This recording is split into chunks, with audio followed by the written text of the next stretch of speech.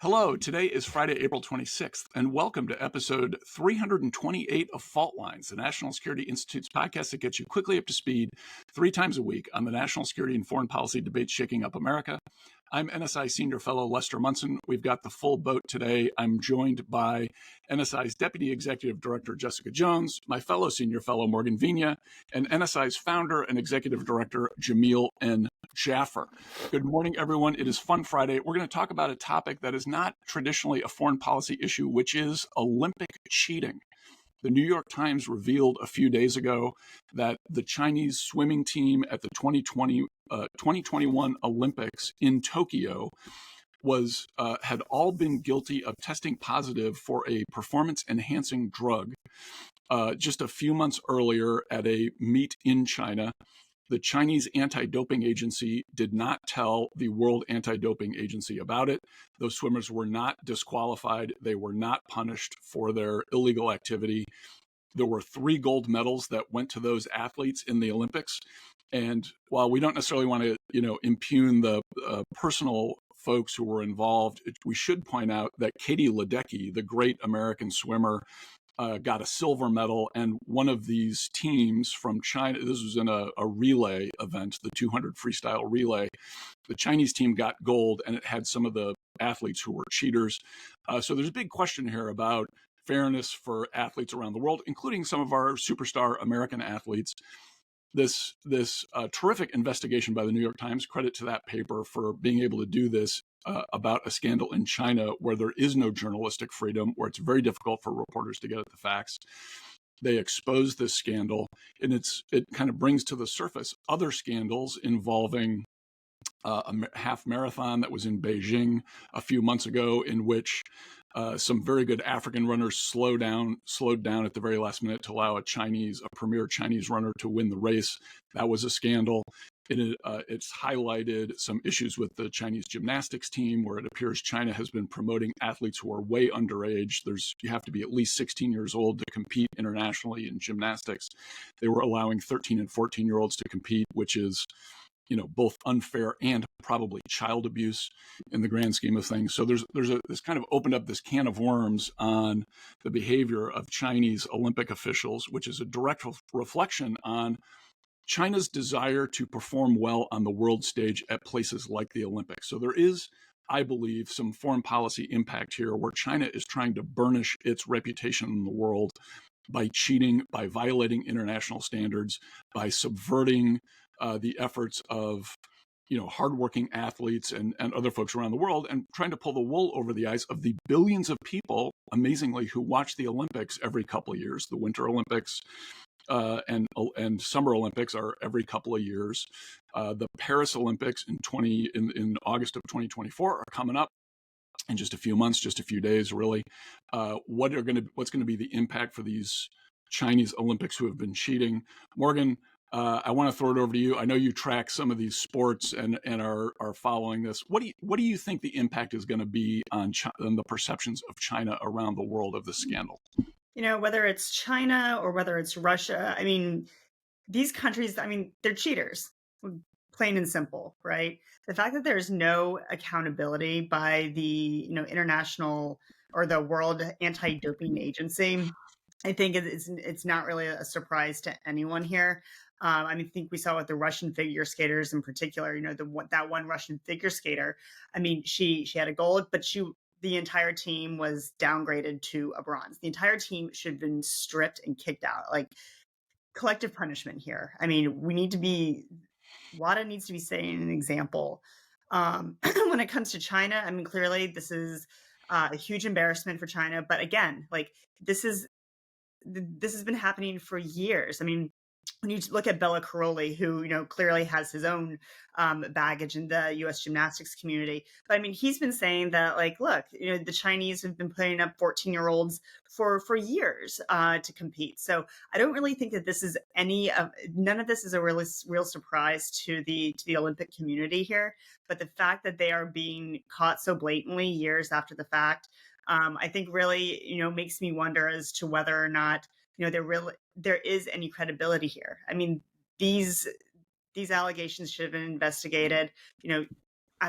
in the moment, right? As opposed to years from now, because clearly the international community is only really looking and paying attention to the athletes on that podium receiving those gold medals. They don't really see, or they're not really paying attention to them, 4 years from now when they're stripped of them. Jamil, I would argue U.S. public diplomacy is not what it used to be back during the Cold War. We've kind of dismantled a lot of that architecture. I'm not sure we're totally up to speed on where we should be. How should U.S.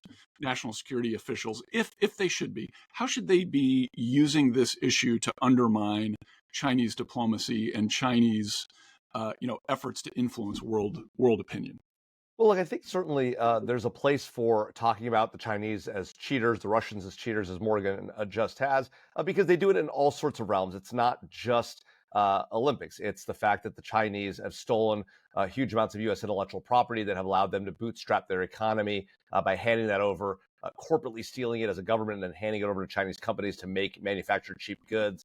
And the like, the Russians have been doing it for years in a variety of contexts, including cheating on the Intermediate Nuclear Forces Treaty, which is what required us to get out of it because they had built a missile that violated it and tried to sneak away with it for many years before we were able to talk about that publicly. So the cheating in the Olympics is just an example of the Russian and Chinese cheating around the globe in a million different ways, in ways that matter for national security. So to the extent that we're using this, it's a way of, I think, making it real for the American people who probably, honestly, I think you're right, Les. They care a lot more about whether the Russians and Chinese are cheating at the Olympics than they do about, the INF treaty or stealing intellectual property, even though they should care more probably about the nuclear weapons and the treaties. So it's a way of making it real for the American people, and I think, and for the world population, frankly. And so I think there's value in using this. I'm not sure there's anything hot to debate here, because who's going to disagree and say, oh no, we should let the Chinese and the Russians get away with it. In fact, we should be doing it too. This isn't, NIL in college athletics. It's I think everyone agrees that cheating and doping in sports is not the thing you want to do, and yet a lot of people do it, and we let them oftentimes get away scot-free, and that's the real problem. As Morgan was saying, consequences matter. I'm not sure about collective punishment, Morgan. That's not usually the American way, but I hear you.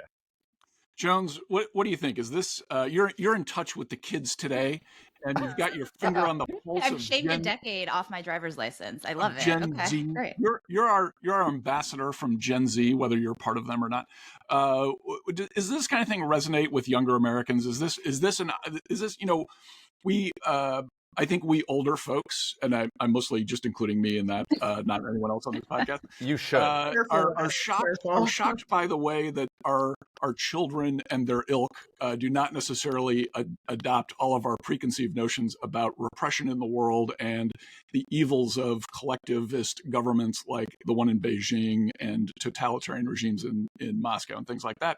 Is this a way to communicate to younger people, hey, these people are bad, they've got bad motives, they're cheating, this is not something you should be supportive of? Well, I think even crazier than that, it's not, I'm not going to go collective punishment or individual sanctioning individual athletes. We're continuing to allow these countries to host the Olympics, right? Russia and China have been hosting recent Olympics. In fact, you have influential members of the IOC saying it's easier for dictators to host the Olympics than it is for democracies, because they quote, we can't get it together, right? We can't just rupture over citizen rights. And so you have at the highest level, obviously, a discretion. It's no surprise that the IOC and the World Anti-Doping Agency seemingly aren't taking these allegations seriously. You have things like the New York Times, and you have prosecutors and local police actually making the arrests, actually making the charges, forcing investigations to happen, because the world bodies don't want to do it, because now it takes billions of dollars to host the games. And so you've got China paying $40 billion. You have Russia paying $50 billion to host recent games. And so you have a lot of, I think, average citizens, not, Chicago pulled out because the taxpayers don't want to pay that, right? And so I think you see. Well, Chicago didn't pull out. As a former Chicagoan, Chicago did not pull out. Chicago just offered a terrible presentation and came in fourth out of four cities, despite the support of President Barack Obama, who is from Chicago. Still came in fourth out of four. That was just a municipal no anger over that, Les. There is no feelings had about Chicago losing. Don't get me started.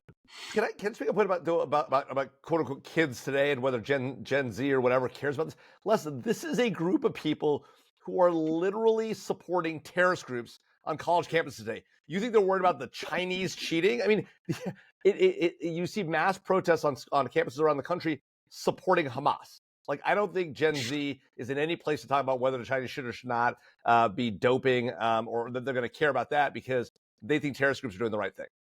Well, Look, I think it's a larger level. If we continue to allow authoritarian countries to be hosting the Olympics, what message are we sending? Of course, people are going to stop. Like, I would think the average person who actually cares would stop watching because the whole thing's corrupt. So look, I don't pretend to understand social media and the influencers and stuff like that, but according to Jones, there are You're all over. previous, you're all over Instagram. What are you talking about? You're the only one. but I don't Instagram more than anyone else. Yeah, but I post, but I don't really know what's going on. And we were talking before the show, and Jones and Morgan were pointing out that some of these young athletes are influencers, and like gymnastics and swimming and these relatively obscure, figure skating, these otherwise obscure sports. The people who participate in them are influencers because they're glamorous and they're doing interesting things or whatever. I think there's an opportunity for the U.S. government and allied friends to in every country around the world where we're worried about Chinese influence to talk about, hey, here's what happened to your athlete at the Olympics. They came in fourth instead of third because of Chinese cheating. Do you think that's okay? Katie Ledecky, the great American swimmer, was like the female Mark Spitz or whatever, who wins all these medals and is an amazing athlete. Or just Katie, or just Katie Ledecky. Yeah, just fair point. But like I'm trying to plug it back into Gen X stuff we would remember. Who's an amazing athlete and on her own has suffered because of this. Like that's something I think that matters for younger folks, and it can be a window into what the real world is about and why some of us are concerned about Beijing on these much more important issues of national security and Taiwan and that kind of thing. Yeah, but to your point on this specifically, I mean, when we have when we have the Russians still beating out the Canadians by like 1 point, even when they're downgraded to bronze, I mean, where's the outrage by Canada here? Like, that gets back to my original point that this team who cheated still is beating out teams that are equally, very close to being as good, but because they cheated, they are still beating out other very good teams. So I think this is complete BS. And when one athlete on a team sport is test positive, like the entire team should be completely invalidated. All right, that's a wrap. Thanks so much to Utsav Subramani for his prep for today's podcast. Additional thanks to Devlin Burney, Claude Jennings, and the NSI staff for their help in producing today's episode. Join us again on Monday, April 29th for another episode of Fault Lines, the National Security Institute's podcast that gets you smart fast on the national security and foreign policy debate shaking up America. Fault Lines is now on YouTube, so check out our channel for a video of today's episode. If you like what you heard or saw, please be sure to rate, review, and subscribe. Have a great weekend.